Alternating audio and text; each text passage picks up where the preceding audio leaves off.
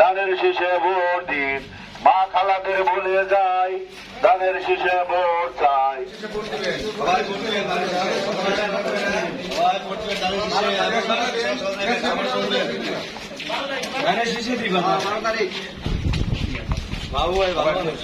সালাম নিন, ধানের শীষে ভোট দিন।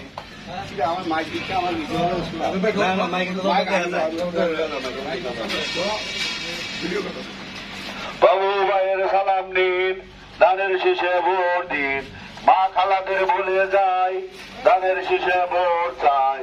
আছে দেশে শুভ দিন। রাখবেন আমাদের বিএনপি নেতা মোহাম্মদ ইমরান আলী।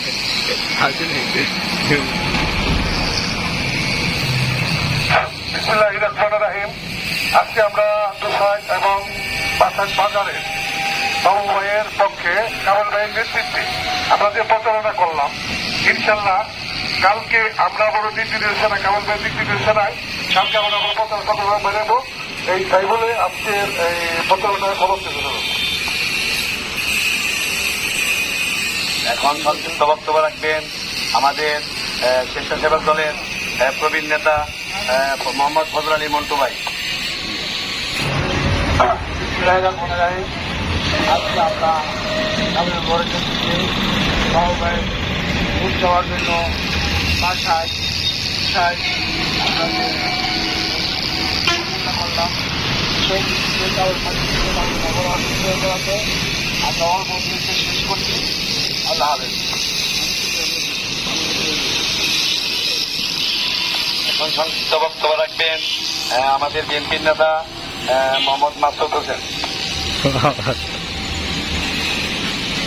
বিসমিল্লাহির রহমানির রহিম। আজকে আমরা কাবিল ভাইয়ের নেতৃত্বে দুসাইড বাজার থেকে বাসাইড পর্যন্ত বাবু ভাইয়ের পক্ষে ভোট চেয়ে আমরা আজকে এখানে এসে সমাপ্ত ঘোষণা করলাম। আসসালামু আলাইকুম।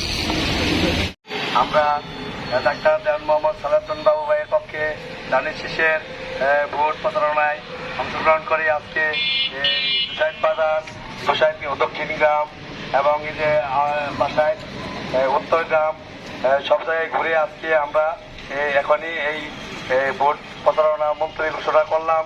আগামী কাল আবার সকাল থেকে আমরা ভোট প্রচারণা নামবো এবং ডাক্তার দেওয়ান মোহাম্মদ সালাউদ্দিন বাবু ভাইয়ের জন্য আমরা সকলের কাছে দোয়া চাই, ভোট চাই। আসছে সামনে 12 তারিখ ধানের শীষে ভোট দিন, সবাই মিলে ভোট দিন, ধানের শীষে ভোট দিন, বাবু ভাইয়ের সালাম দিন, ধানের শীষে ভোট দিন। আর এই ভোট দিন তো সংক্ষেপে কথা বলবেন আমার এই কাকা মোহাম্মদ ফজল আলী।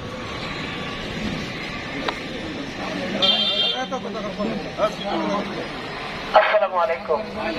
সংগ্রামী সাথী বন্ধুগণ, আমরা আজকে প্রতিদিনের ন্যায় আজকের কর্মসূচি ছিল আমাদের দুসাইড বাজার সহ বিভিন্ন জায়গায় ধানের শীষের পক্ষে বাবু ভাইয়ের পক্ষে ভোট চার। আমরা প্রত্যেকটি মানুষের কাছে বিনয়ের সাথে এবং প্রত্যেকটি মানুষকে দিক নির্দেশনা দিয়েছি যে সকাল সকালে যেন তারা 8টার মধ্যে যেন মাঠে উপস্থিত থাকে। সেই হিসাবে তাদেরকে আমরা প্রত্যেকেই খুব স্বতঃস্ফূর্তভাবে প্রত্যেকের ঘরে ঘরে গিয়ে আমরা ধানের শীষের প্রতীক পৌঁছে দিয়েছি এবং আমরা অতি সুন্দরভাবে আমাদের আজকের মিশন এই ভোট চাওয়া আমরা শেষ করলাম। আবার আমাদের বিকালের কর্মসূচি আমরা